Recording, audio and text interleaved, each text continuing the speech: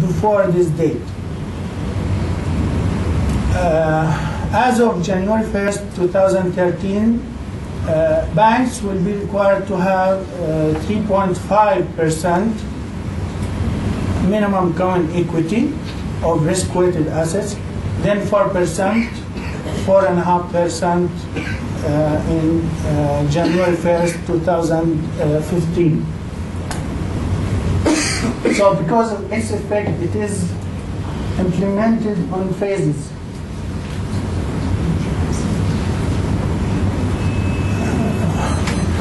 What this means? What does this mean? This means that the biggest component of the bank's regulatory capital must be in the form of common equity اللي هي رأس المال مدفوع أو عبارة عن أسهم, not other forms of capital. We call them loss absorbing instruments. An additional conservation buffer of 2.5% has also been introduced, effectively bringing the common equity requirement to 7%. All these will not raise the minimum capital requirements, اللي هي الCAR ratio, the regulatory capital required by the regulators. It will remain at 8%. Only Tier 1 components will change. This reinforces the changes in the definition of capital made in July 2010, along with the higher capital requirement for trading derivatives and securitization activities to be introduced at the end of 2011. And also this is implemented on phases. It will start in January 1st, 2016 and end by January 1st, 2019.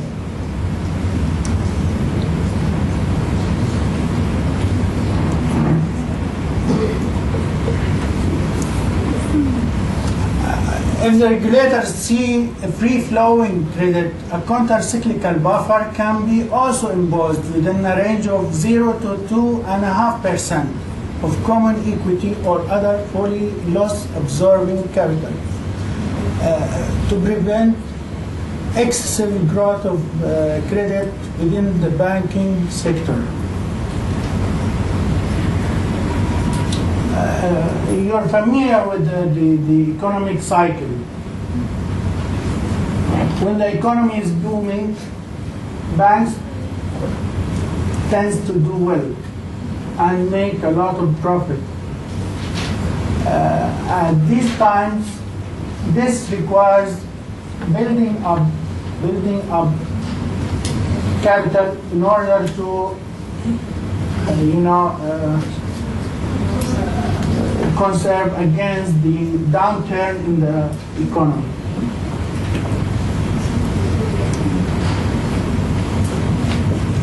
The Tier 1 requirements will be increased from 4% to 6%.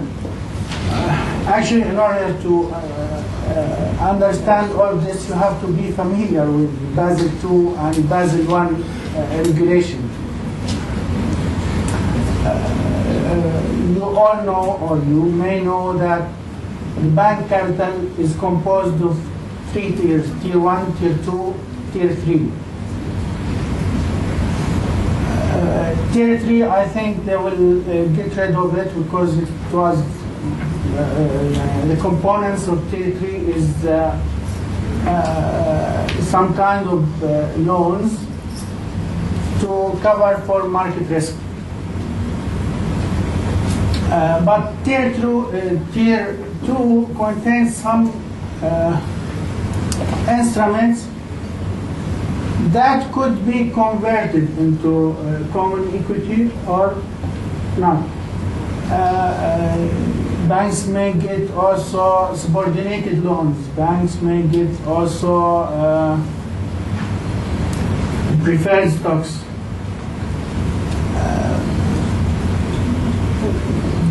They want by Basel III to stress the importance of common equity as a main component of capital, because at bad times all other components will not cover the losses of the bank.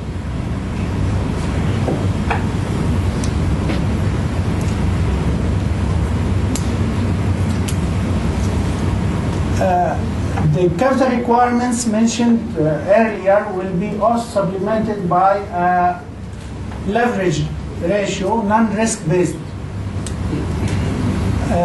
It was agreed to test a minimum Tier 1 ratio of 3%. Under the new rules, the same will be tested during the parallel run period between 2013 and 16.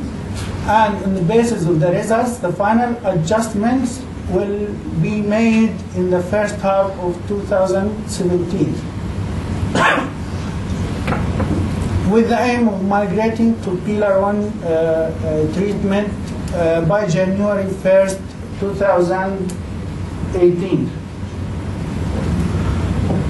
We are in Jordan already have in place a requirement for a leverage ratio. The leverage ratio imposed by the Central Bank in Jordan is 6%.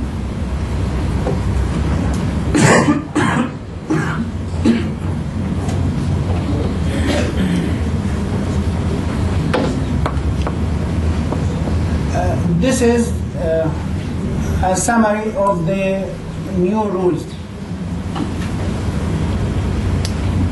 The common equity after deductions will be 4.5%. We'll add a conservation buffer by 2.5%.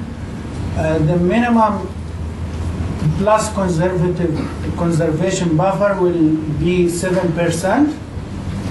And we'll also have a counter-cyclical buffer of 0 to 2.5%. So Tier 1 capital will be 6%.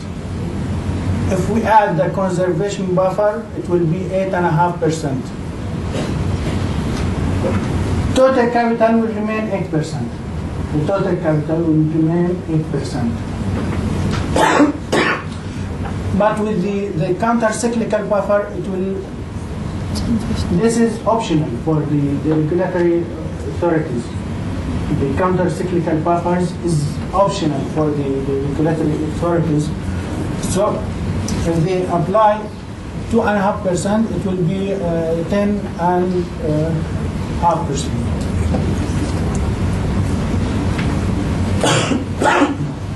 And this is a comparison between Basel II and Basel III.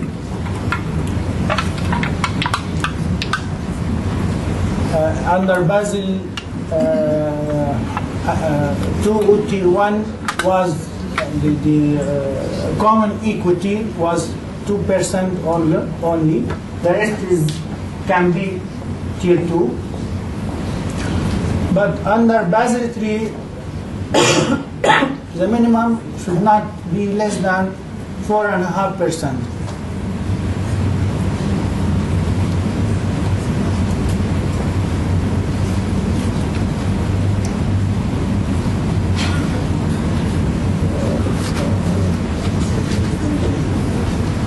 So this is the phasing of the implementation of the new requirements. The leverage ratio 2011 and 12 will be supervisory monitoring. 13, 14, 15, 16 parallel run. 17 also. And will migrate to Pillar 1 implementation by 2018.